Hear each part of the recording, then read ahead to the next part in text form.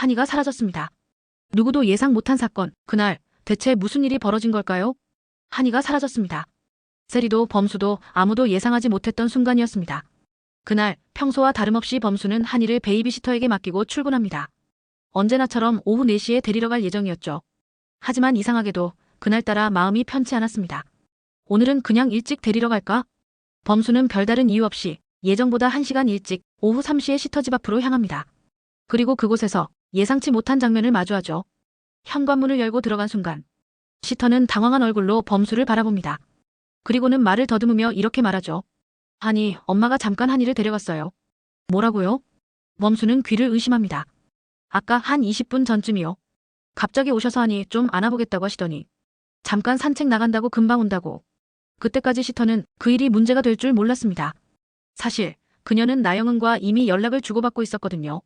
아이를 너무 보고 싶다며 부탁하는 생모에게 마음을 돌릴 수 없었다는 겁니다.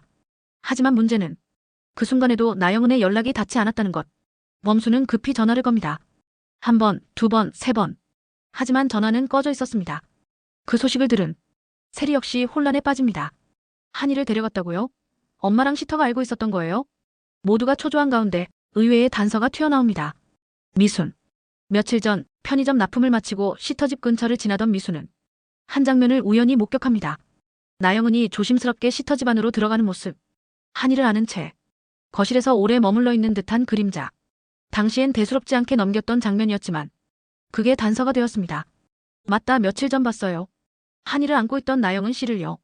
그리고 그날 그녀가 들고 있던 노란색 가방과 키즈카페 쿠폰. 장미애는 그 말에 즉시 반응합니다. 그거 혹시 키즈카페? 세리는 고개를 끄덕이며 범수에게 전화하죠. 교수님, 카즈카페예요. 거기 간 것 같아요. 어서 와주세요. 자동문이 열리고 그곳엔 나영은이 한이의 손을 잡고 서 있었습니다. 세리는 울컥한 목소리로 묻습니다. 지금 뭐 하시는 거예요? 왜 말도 없이 애를 데려가요? 나영은은 당당합니다. 내 딸이에요. 한이는 내 아이라고요. 그 순간 뒤따라온 범수가 그녀 앞에 나타납니다. 숨이 가쁜 얼굴, 그리고 억눌린 분노. 너 제정신이야? 왜 남의 아이를 몰래 데려가? 내 딸인데 왜 데려가면 안 돼? 당신이 뭐라고 허락을 받고 말고야. 그러나 그 대화는 곧 경찰의 개입으로 끝이 납니다. 나영은은 끝까지 억울하다는 듯 항변하지만 이미 그녀가 어떤 목적을 가졌는지 모두가 알고 있었습니다. 사건이 정리된 후 범수는 말없이 미순을 찾아갑니다. 형수님이 그 얘기 안 해줬으면 우린 아직도 한이를 못 찾았을 겁니다. 정말 고맙습니다. 미순은 쑥스럽게 웃으며 말하죠. 한이는 우리의 한이에요. 불안과 음모가 가득했던 신라주조. 결국 모든 진실이 수면 위로 드러납니다. 신라주조 본사 강당. 긴장감 속에 임시 주주총회가 시작됩니다. 단 하나의 안건, 바로 독고탁 대표 해임안. 독고탁은 자신만만했습니다. 측근들과 이미 지분 정리를 마쳤고 무조건 자신에게 유리한 결과가 나올 거라 확신했죠. 하지만 예상은 완전히 빗나갔습니다. 첫 발언자 노 대표가 조용히 입을 엽니다.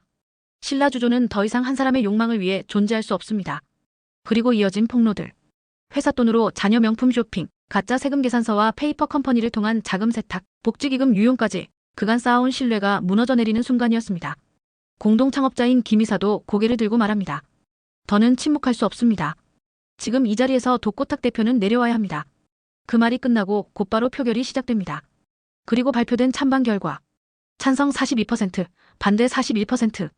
단 1% 차이로 해임안이 가결됩니다. 그런데 이 결과를 만든 결정적 한 사람. 바로 장미애였습니다. 그녀는 이날 아무런 설명도 없이 표결에 기권했고 그 한 표의 부재가 독고탁의 몰락을 결정짓고 만 것이었죠. 회의장은 정적에 휩싸였고 독고탁은 충격을 감추지 못한 채 자리에서 일어섭니다. 망연자실한 표정으로 대표이사가 적힌 명패가 눈앞에서 치워지는 것을 지켜봅니다. 그리고 다음 날 아침 수많은 기자들과 카메라가 신라주조 본사 앞을 에워쌉니다. 회사 돈으로 자녀 유학자금 조성한 거 사실입니까? 장미애 씨의 카드 사용 내역 조작은요? 해외 페이퍼 컴퍼니는 누구 명의입니까? 쏟아지는 질문에 독고탁은 끝내 아무 말도 못한 채 고개를 숙이고 건물을 빠져나갑니다. 그 모습은 그대로 전국 생중계되며 여론은 차갑게 등을 돌립니다. 그리고 며칠 뒤 LX 호텔 본사에서 대형 기자회견이 열립니다. 한동석 회장이 단상에 오릅니다. LX 호텔은 신라주조의 자산을 인수합니다. 그리고 새로운 이름으로 신뢰받는 전통주 기업을 다시 세우겠습니다. 그와 함께 공개된 새로운 이름. LX주조 전통을 품은 새 이름. 이번 인수 조건엔 독수리 술도가의 전통 양조 기술과 인력 유지가 포함되어 있었고 이로써 광숙이 지켜낸 술도가는 국가대표 전통주 브랜드로 성장할 발판을 얻게 됩니다. 그가 운영하는 토스트 가게에 갑작스럽게 나타난 스타 리안. 그녀는 흥수와의 열애설을 자신의 입으로 스캔들로 터뜨리며 언론을 장악합니다. 흥수와 저는 다시 함께합니다. 이에 분노한 옥부는 아무 말 없이 조용히 가게를 떠나고 시장엔 두 사람의 과거 연애사가 다시 수면 위로 떠오르죠. 하지만 흥수는 자신의 유튜브 생방송으로 깜짝 발표를 합니다. 지금 제 옆에 있어줬던 사람은 리안이 아니라 지옥분 씨입니다. 그리고 오늘부터 우리는 부부입니다. 그 말과 함께 두 사람은 라이브 방송 중 혼인신고서를 작성하고 실제 결혼을 발표합니다. 그 순간 채팅창은 폭발. 검색어 1위는 물론 SNS엔 진짜 사랑이라는 찬사가 쏟아집니다. 묵묵히 곁을 지킨 사람, 결국 이겼다. 그리고 그 후 흥수와 옥부는 술도가로 들어가 신혼살림을 시작합니다. 두 사람의 달달한 신혼 일상이 방송을 통해 알려지며 흥수는 다시 유명해지고 그의 토스트 가게는 연일 대기줄로 북새통을 이룹니다. 여기가 바로 진짜 사랑의 레시피가 담긴 곳이에요. 라고 말하는 사람들까지 등장하며 토스트 한 조각에 사랑까지 담긴 전설이 됩니다. 그리고 또 하나의 이야기. 광숙은 동문회에서 박정수의 아들로부터 연락을 받고 박정수와 함께 조용히 박정수의 장례식장을 찾습니다. 영정 앞에 선 박정수는 오래도록 사진을 바라보며 조용히 묵념합니다.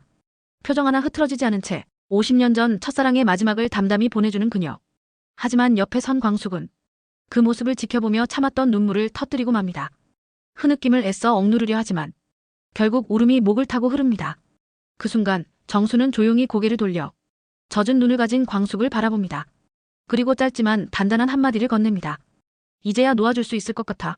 광숙 씨, 당신도 이제 진짜 당신의 행복을 찾아요. 광숙은 고개를 끄덕이지만 눈물은 멈추지 않습니다. 그 말 한마디가 얼어붙었던 마음에 처음으로 따뜻한 비처럼 닿았기 때문이죠. 그날 이후 광숙은 조용히 마음을 다잡습니다. 지켜야 할 사람은 지금도 우리 곁에 있는 사람입니다. 한동석은 결혼을 결심한 순간부터 LX 호텔 회장의 품격에 맞는 결혼식을 떠올렸다. 명망 있는 정재계 인사, 거래처 인물들, 대학 동문, 호텔 VIP 고객들까지 그가 직접 작성한 초대 리스트는 어느새 500명을 훌쩍 넘었다. 예식장은 호텔 내 프라이빗 홀 중에서도 가장 넓고 고급스러운 곳으로 정해졌다.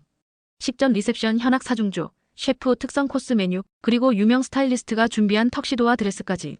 모든 것이 완벽한 혼례를 위한 준비였다. 하지만 광숙에게 그건 너무 벅차고 낯선 풍경이었다.